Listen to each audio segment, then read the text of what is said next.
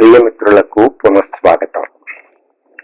దాశరథి శతకం కంచర్ల గోపన్న రచించినటువంటి దాశరథి శతకంలో 36వ పద్యం ఇలా ఉంది. కరకర వంశజా వినుమఖండిత భూత పిశాచ డాకిని జర పరితాప సర్వభయవారకమైన భవత్పదాబ్జ విస్ఫురతురు వజ్ర పంజరము తొచ్చితి నీయడ దీన మానవోత్తర బిరుదాంక ఏ మరకు దాశరథి కరుణాపయోనిధి.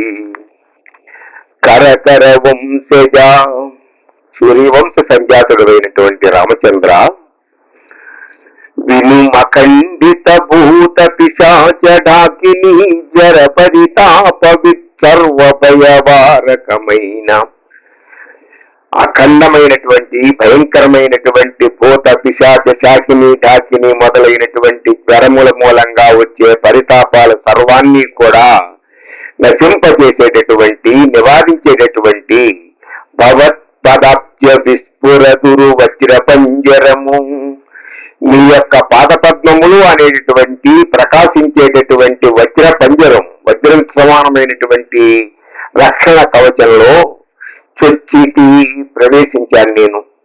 భూత పిశాచ శాకిని డాకిని మొదలైనటువంటి రకరకాలైనటువంటి రోగాల నుంచి రక్షించేటటువంటి ఆ శ్రీరామ అనేటటువంటి తారక మంత్రంతో కూడిన వజ్ర పంజరంలోకి నేను ప్రవేశించాను. ఈ సమయంలో దీన మానవోత్తర బిరుదాంక, దరిద్రులైనటువంటి దీనులైనటువంటి మానవులను ఉద్ధరించేటటువంటి బిరుదాన్ని పొందున్నావు కదా.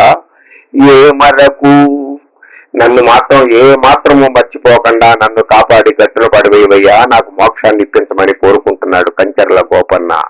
దశరథి కరుణాపయోనిధి, ఓ కరుణా సముద్రుడమైన సూర్యవంశ సంజాతుడమైనటువంటి రామచంద్ర, వినుమఖండిత భూత పిశాచ ఢాకిని గర పరితాప సర్వభయవారకమైన భవత్పదాబ్జ విస్ఫుర దుర్వజ్ర పంజరము. ఒకే సమాసం వేసేశాడు.